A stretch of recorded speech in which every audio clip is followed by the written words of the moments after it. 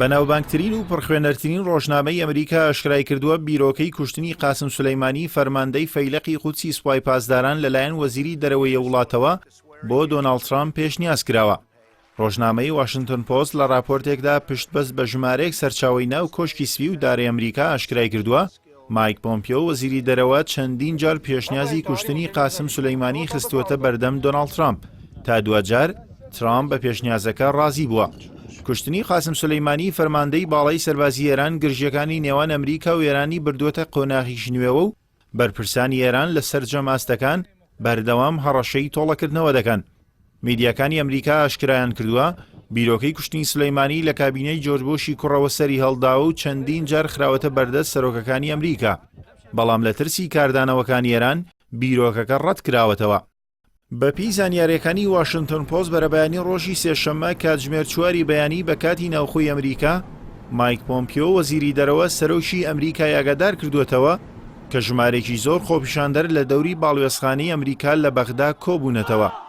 لەگەڵ پەرەسەندنی توندوتیژەکانی دەوری باڵوێزخانەکە پۆمپیۆ کاتژمێر 4 خولەک پەیوەندی بە هەریەکەن لە مارکی سپەر وەزیری بەرگری ئەمریکا و جەنەڕاڵ مارک مەیلی سەرۆکی دەستەی ئەرکە هاوبەشەکان و ماسیۆ تولەر واڵوێزی ئەمریکا لە عێراق دەکات. واشنگتن پۆست باسی لەوە کردووە پۆمپیۆ سەرەتای ئەو هەفتەی کە سولەیمانی تێدا کوژرا ڕۆژانە چەند جارێک لەگەڵ سەرۆکی ئەمریکا گفتوگۆی کردووە و هەوڵی ڕازیکردنی ترەمپی داوە تا بڕیاری کوشتنی سولەیمانی دەربکات. لە پەنای ناوی مایک پۆمپیۆ مایک پێنس جێگری سەرۆکی ئەمریکاش هاتووە کە بە پێشنیازەکە ڕازی بوو و داوای کوشتنی سولەیمانی کردووە. ڕۆژنامەکە هەوڵەکانی پۆمپیۆی بۆ ڕازیکردنی ترامپەوە بەستوێتەوە کە لە سەرەتای قەیرانی کەندا و کاتێگەران فڕۆکەیەکی بێفڕۆکەوانی ئەمریکای خستە خوارەوە نەیتوانیوە ترامپ ڕازی بکات بەوەی کاردانەوە دژی ئێران بنوێنێت.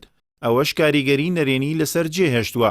واشنگتن پۆست هەڵکردنی گڵۆپی سەوز بۆ کوشتنی سولەیمانی بە سەرکەوتنێکی بیرۆکراتیانە بۆ پۆمپیۆی وەسف کردووە. لەگەڵ ئەوەشدا باسی لەوە کردووە پۆمپیۆ زیانە سیاسیانەی پشتگیر خستووە کە ئەگەری هەیە بەهۆی کوشتنی سولەیمانیەوە تووشی ببێت. بەو پێی دەکرێت ژیانی دیپلۆماتکار ئەمریکەکان بکەوێتە مەترسیەوە، وەکەوەی ساڵی 2012 لە بنغازی ڕوویدا و بەهۆیەوە باڵوێز و 3 دیپلۆماتکاری ئەمریکی لە لیبیا کوژران. بەپی زانیاریەکانی سەرچاوەکەی واشنگتن پۆست مانگێک لەمە پێش پۆمپیۆ بیرۆکەی کوشتنی قاسم سولەیمانی بۆ ترامپ پێشنیاز کردووە، بەڵام نە دۆناڵد ترامپ و نەبەرپرسانی پنتاگۆن ئامادە نەبوون هەنگاوێکی لەو شێوەیە بنێن.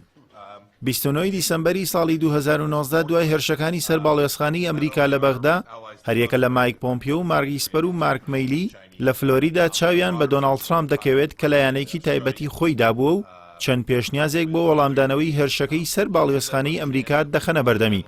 یەکێک لە بژاردەکان کوشتنی قاسم سولەیمانی دەبێت و ترامپ بەو بژاردەیە ڕاستەوخۆ ڕازی دەبێت. ئەوەش وەک واشنگتن پۆست باسی کردووە بەرپرسانی پنتاگۆن و تەنانەت پۆمپیۆشی تۆشی شۆک کردووە. بەرپرسێکی ئەمریکی کە قسەی بۆ ڕۆژنامەکە کردووە ئاماژەی بەوە داوە کە ئەگەر جێمس ماتیز وەزیری پێشووی بەرگری ئەمریکا لەسەر کار بووایە ئەو پێشنیازەی ڕەت دەکردەوە.